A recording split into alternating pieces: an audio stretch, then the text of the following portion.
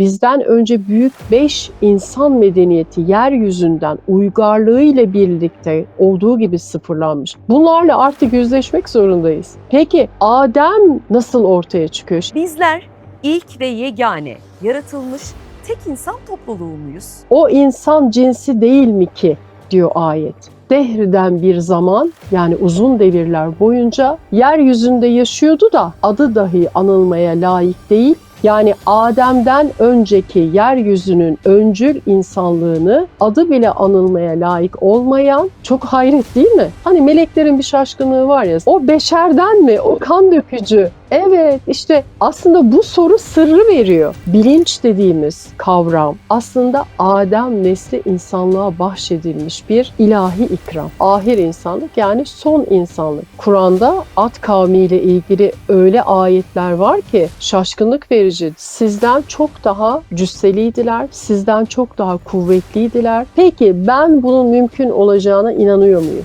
İçinde yaşam olan tüm arzları hükmedesiniz diye sizin emrinize muhassar kıldık. İnsan bir düşünmeli ya. Bu alem ahiret aleminin benzeri ve gölgesidir. Efendim merhabalar yeniden. Söz verdiğimiz üzere Işık Kızıltuğ'la 2. bölümde yeniden sizlerleyiz. Şöyle bir noktada bırakmıştık, çok heyecanlıydı. Fatih Altaylı'nın bir cümlesinden yola çıkarak kuantum fizikle ilgilendiğini ve Allah'ın kelamıyla karşılaştırdığında bilinmeyi istedim kelamıyla kuantum fizikte örtüşenler olduğunu, ilintilendirdiğini söylemişti. Işık Hanım da kendi kitabından Şira'dan örnek vererek demişti ki şahitlik alemindeyiz. O yüzden de son nefesimizi verirken şehadet getiririz demişti. 2. bölümün konularıyla da ilintili aslında bu cümleler. Niye? Çünkü insanı, Adem'i, yaratılışı konuşacağız. Hemen soruyorum.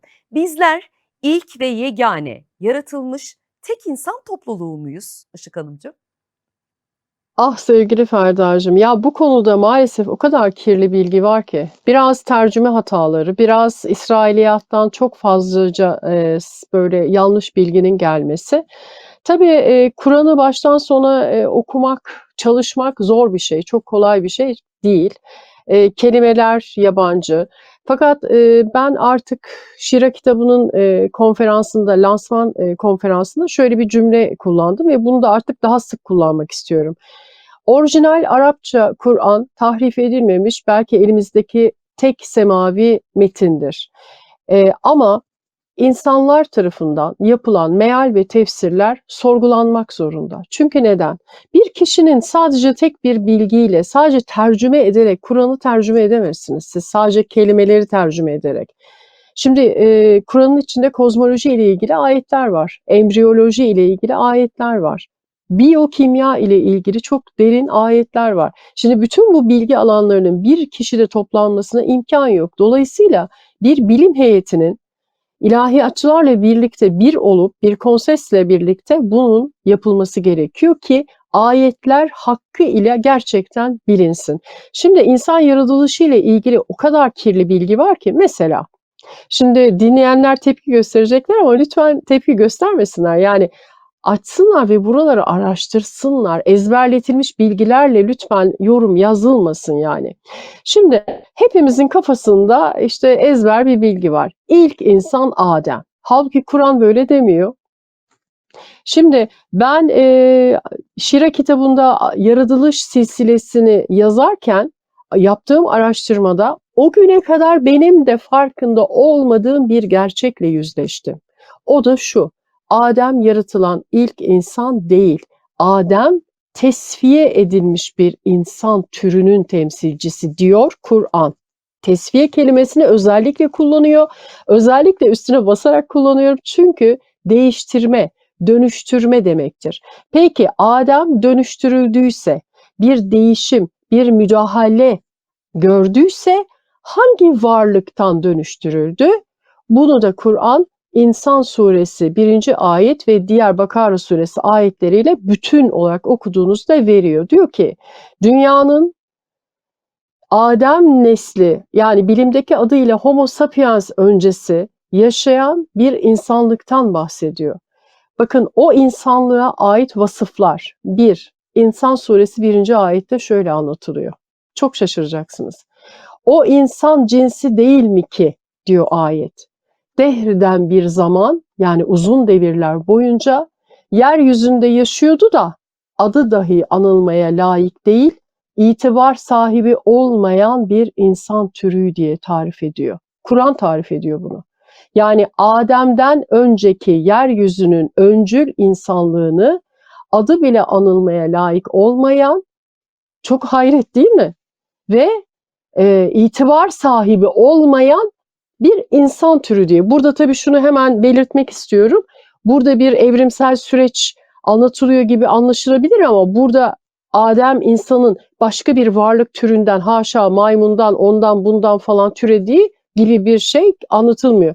Bir insan cinsinden bir tesviye geçirdiğini, bu kelimeyi Kur'an kullanıyor. Tesviyenin sonucunda Adem'in ortaya çıkartıldığını anlatıyor.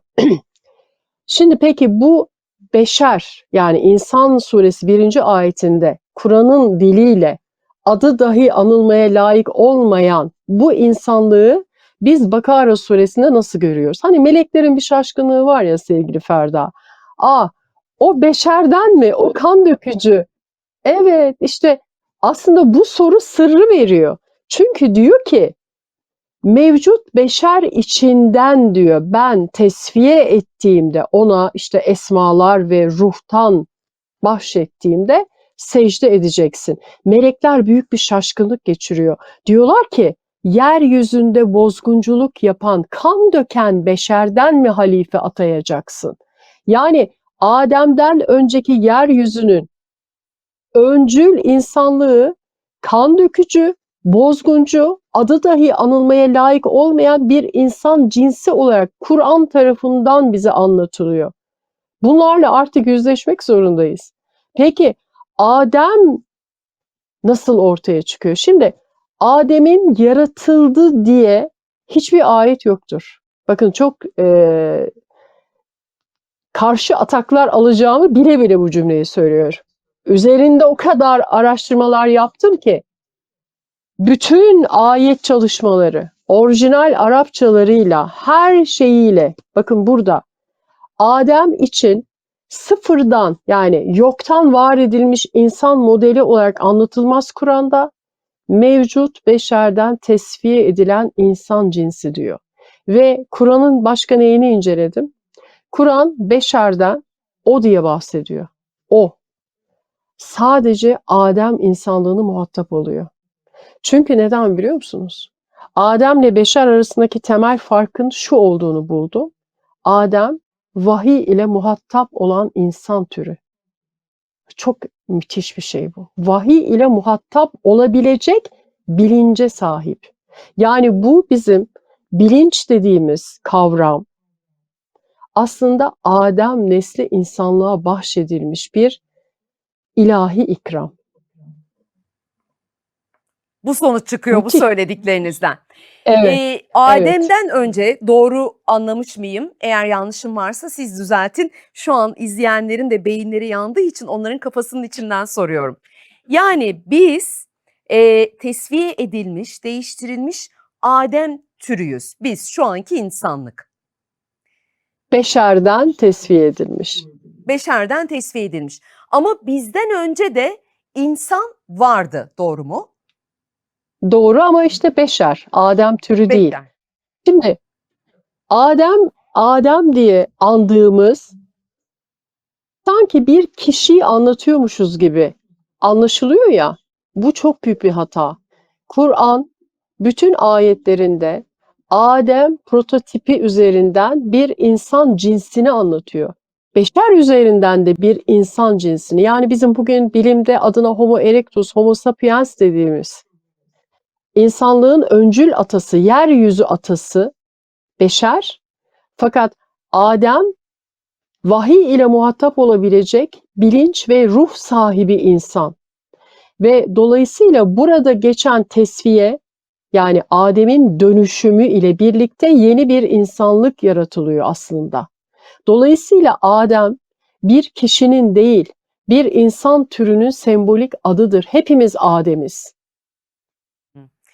Peki Bu kritik bir soru. Bizim şu anki medeniyetimize bakalım. Bir sürü eşiklerden geçtik. İşte 2026'dayız. Daha nereye gideceğiz? Nasıl bir eşiğe geçeceğiz? Bilmiyoruz. Bunlar üstüne de sonra ayrıca bir program yapabiliriz, evet, ama bizim medeniyetimiz gibi medeniyetler de oluştu mu? Onların da Olmaz. alemleri var mıydı? Tabii ki. Bak, sevgili Ferda, çok güzel bir yere dokundun. Kur'an diyor ki, size diyor ders olmuyor mu diyor. Sizden önce nice insanlıkları yok ettik diyor. İnsanlıkları. Yani şimdi aşağı yukarı daha önce de bir program yapmıştık. Eski kadim öğretilerden, mitolojilerden, elde ettiğimiz bilgilere göre bizler muhtemelen 6. insanlığız. Bizden önce büyük 5 insan medeniyeti yeryüzünden uygarlığıyla birlikte olduğu gibi sıfırlanmış. Biz son sıfırlamayı biliyoruz. Yani yeryüzünün son resetini biliyoruz. Nedir o? Büyük tufan. Büyük tufanla birlikte bizden önceki insanlık yeryüzünden olduğu gibi silinmiş. Neden öncesini bilmiyoruz? Çünkü Kur'an öncesini kesinlikle anlatmıyor. Kronolojik olarak Kur'an büyük tufandan sonraki tarihi kıyamete kadar anlatır. Öncesi ahittedir. Eski ahit, yeni ahittedir. Tevrat'tadır öncesi. Nuh tufanına giden süreçler orada anlatılır. Ama açık olan şu ki sayısız insanlık yaratılmış, sayısız insanlık sonlandırılmış. Bununla da artık barışmak zorundayız. Çünkü bugün zaten işte Göbekli Karahantepe bunlar benim çok sevgili tarihçi bir dostum var. Selam olsun. Neslihan Şahin hocam. Tarih, İstanbul Üniversitesi Arkeoloji, Mitoloji ve hep şunu söylüyor. Yani bunlar daha işin kabuğu.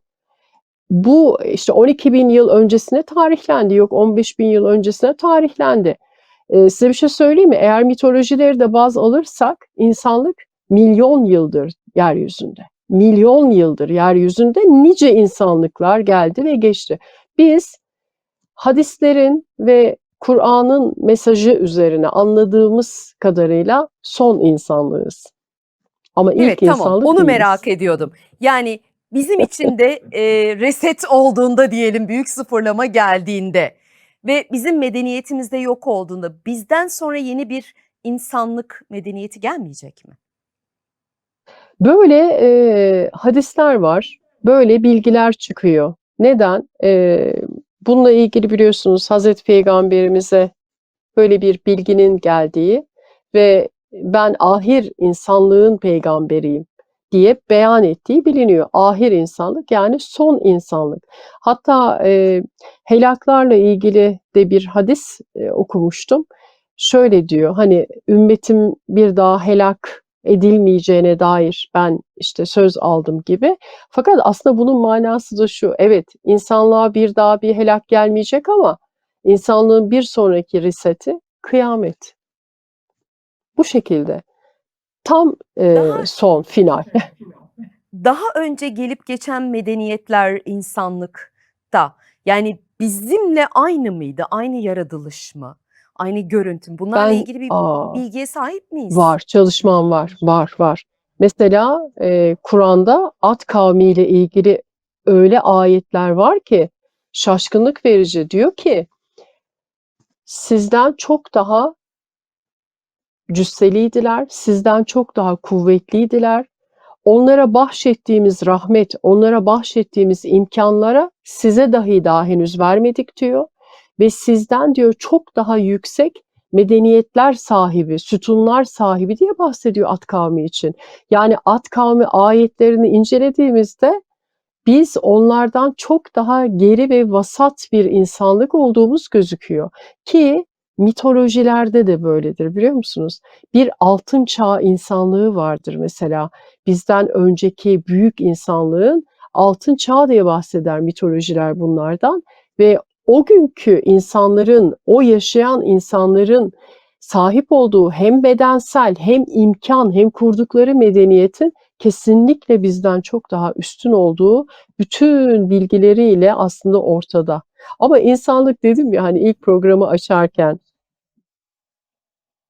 hep ego merkezli, yaşadığı ve anlamlandırdığı dünyada rahat ediyor ya, konforunu bozmak istemiyor. Bozmak istemediği için çok buralara bulaşmak, çok da bunları bilmek istemiyor aslında. Kendi kurguladığı gerçeklikle rahat çünkü. Işık Hanımcığım, peki biz, yol kat ede kat ede o medeniyetlerin eriştiği, daha gelişmiş teknolojilerin falan olduğu medeniyetlerin de olabileceği söyleniyor ya. Biz o seviyeye mi geleceğiz? Çünkü, düşünüyorum bunu, çok sorguluyorum ya da olurumuz bu mudur, bu kadar mıdır? Şimdi olurumuz bu değil. Bu da yine Şiira kitabımda bir çalışmaydı. Kardashev skalası diye medeniyetler skalası var. Çok önemli. Bilim insanları hazırladı bu skalayı. Üç tip medeniyetten bahsediyor. Şimdi izleyenler çok gülecekler ama yani dünyanın çok saygın bilim insanları enerji tüketimiyle ilgili bilimsel verilerle hazırlanmış bir skaladır bu.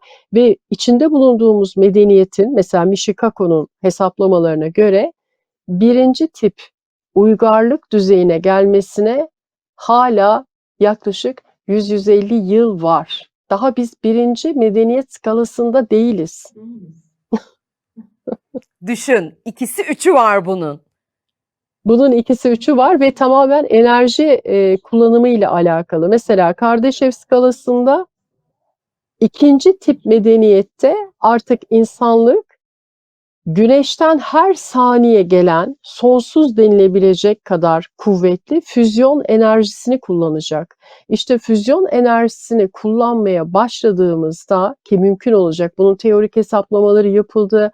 Bu enerjiyi kullanabilecek yapılar olan Dyson küreleri hesaplandı. Bunları yaptığımız zaman işte galaktik bir medeniyet yani sonsuz bir enerjiyle birlikte artık başka galaksilere, başka yıldızlara, gezegenlere geçebileceğiz.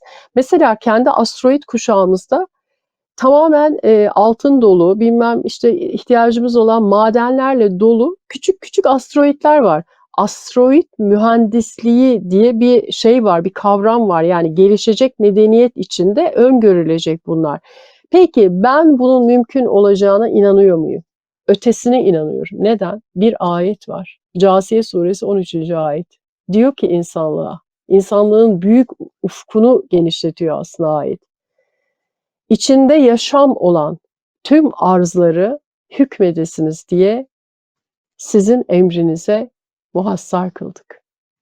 İnsan bir düşünmeli ya. Bu bir ayet ve insanlığın geleceğini anlatıyor.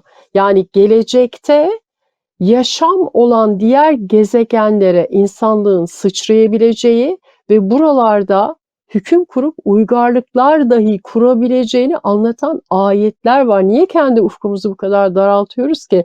Ben Kenzül Ervah'ta bitirirken finalde şöyle bir cümle kurmuştum.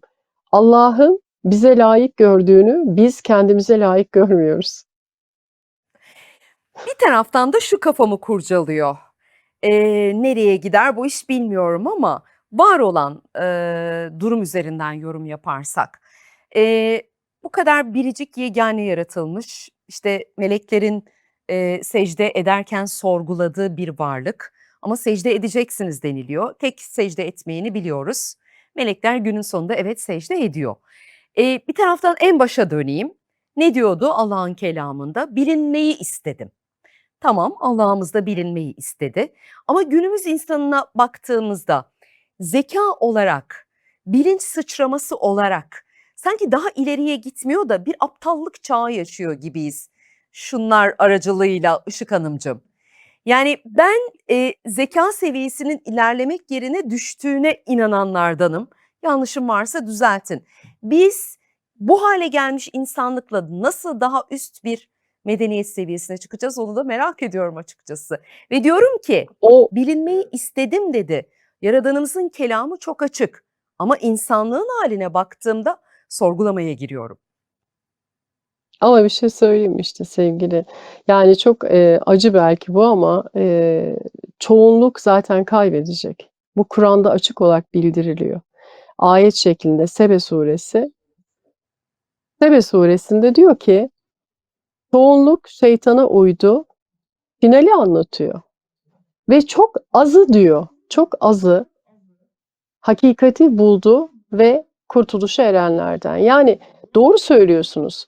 Çoğunluklar bir tüketim çılgınlığı içinde, çünkü o da bir tüketim. Bilgiyi tüketiyor, her şeyi tüketiyor. Sevgiyi tüketiyor, aşkı tüketiyor, her şeyi tüketiyor. Her şey meta, yani bir mal şey haline dönüştürülmüş.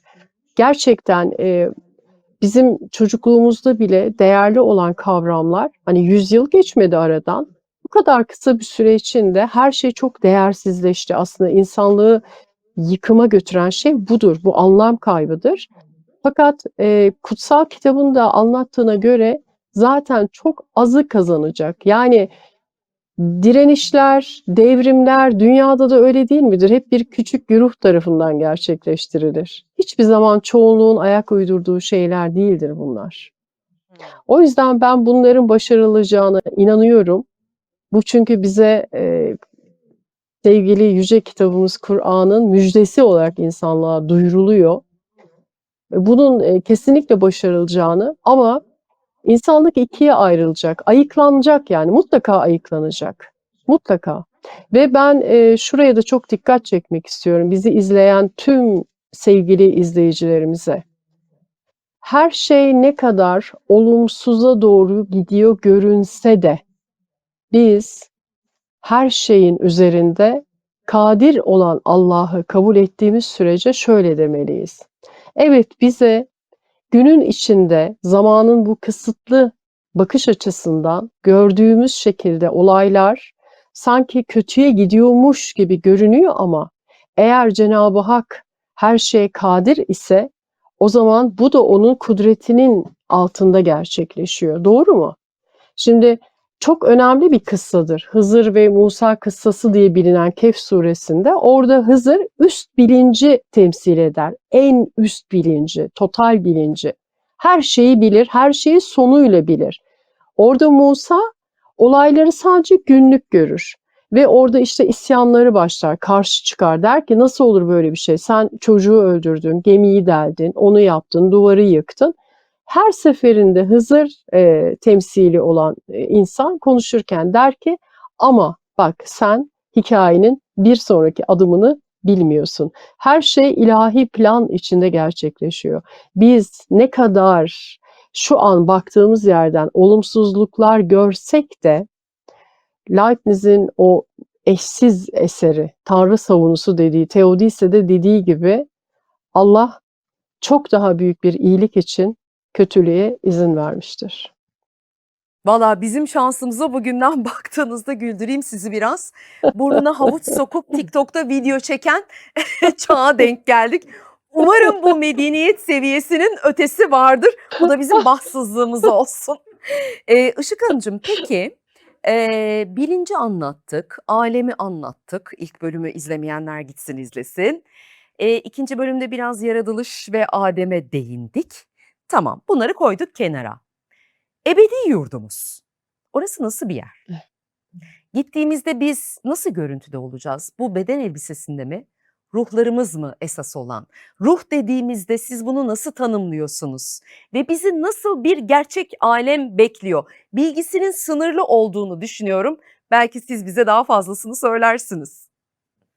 Evet, bilgisi sınırlı. Bir kere oradan başlayalım. Dolayısıyla yapacağımız her şey yorum. Fakat yorumları yaparken Kur'an'a sadık kalmaya özen gösteriyorum. Şimdi Kur'an'da cennet, işte Ankebut suresi 64. ayette bize canlı, gerçek, hakiki yurdumuz olarak, gerçek alem, gerçek dünya olarak anlatılıyor. Fakat cennete ait tüm tasvirlerde mesela şöyle bir ayet var. Çok etkileyici buluyorum ben onu. Diyor ki, onlar diyor cennette diyor bir meyve yerken bir an hatırlarlar. Biz dünyada da buna benzeyen bir şey yemiştik. O kadar muhteşem eşleştirmeler var ki insan ister istemez şöyle düşünüyor. Çok önemli bir eser. Ben tesadüfen tanıştım. Benim bir talebem hediye etmişti Kenzül Alem'den sonra. Hak geldi, batıl zail oldu. Metin Saruhanlı hocamızın, bir Allah dostunun bir kitabı. tabii Kur'an üzerine bir tefsir ve orada aynen Bir daha şöyle yazıyor. Bu gösterebilir cümleyi misiniz? İzleyicilerimiz merak eder. Bir gösterin kapağını. Tamam, şimdi oldu. Evet. Metin Saruhanlı hocamızın. Taleben bunu ben Kenzül Alemi yazarken bu alemin aslında cennetin bir gölgesi olduğunu, ahir alemin bir gölgesi olduğunu anlattığımda bana bunu tefsirde rast gelince çok şaşırıyor ve hediye ediyor bu kitabı. Ve kitabın 30. sayfasında Metin Saruhanlı hocamız diyor ki bu alem ahiret aleminin benzeri ve gölgesidir. Çok net. Gölgesi böyleyse Ben buna gerçeğini canı siz yürekten. tasavvur edin. Tabii. Şimdi bu konuşmayı ben yıllar önce eşimle yaptım. Çok uzun yıllar önce. Eşime bir gün sordum. Neden sordum? Benim eşim El-Ehzer'de fıkıh eğitimi almıştı. Eşime bir gün sordum. Dedim ki hocalarından bilgin vardır dedim. Ya cennet nasıl bir şey, nasıl bir yerdir? Ben de o güne kadar öyle zannediyordum. Bedensiz, işte dumanlar, ruhlar, böyle hep mistik, spiritüel, hep böyle sandım. Ama Kur'an aslında hiç öyle anlatmıyor. Gayet buraya benzer anlatıyor. Diyor ki bak orada bir meyve yediğinde dünyada yediğin meyveyi hatırlayacaksın diyor. Eşim bana şöyle bir cevap vermişti. Demişti ki hocalarımızdan dedi bize öğretildiğine göre cennet aslında tıpkı buraya benziyor. Biz burada mesela çok güzel bir doğa parçasına gittiğimizde neden cennet gibi diyoruz ki zaten? Neden? Bu bilgi nereden var bizde? Var. Ruh bir yerde hatırlıyor bunu zaten. Neden bir güzel kuşu gördüğümüzde, bir güzel gökyüzüne baktığımızda, bir güzel doğa parçası içindeyken neden cennette gibiyiz diyoruz ki? Veya bir huzur içindeyken niye cennet, oh işte niye diyoruz bunu? Bunlar sebepsiz değil. Bunlar aslında ruhun zaten bildiği, sahip olduğu bilgiyi böyle anlık anlık hatırlaması. Eşim şöyle demişti, aynen Metin Saruhanlı hocanın dediği gibi. Bu dünya demişti aslında cennetin gölgesinin gölgesinin gölgesi. Hani bugün biz yazılımda kullandığımız bir tabir var ya, düşük çözünürlük. Dünya cennetin düşük çözünürlükteki bir görüntüsü. Zaten görüntü olduğu bugün hem fizik tarafından hem tasavvuf tarafından hem dünyanın bütün mitolojilerinde anlatılıyor. Sadece bir görünüş, bir rüya, bir hayal olduğu. Öyle değil mi? Ama tabii ki düşük.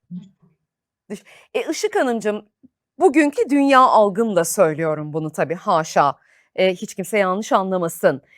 Bilmiyoruz ya öte alemi. İşte sınırlı bilgiyle soruyoruz bu soruları zaten. Çok klişe bir soru ama cennette sıkılmayacak mıyız? Sıkılmayacağız herhalde. Ayrıca cennete dair şöyle de bir yanlış var sevgili Ferda. Biz bunun üzerine çok araştırma yaptık. Hatta yayın yaptım bir dostumla.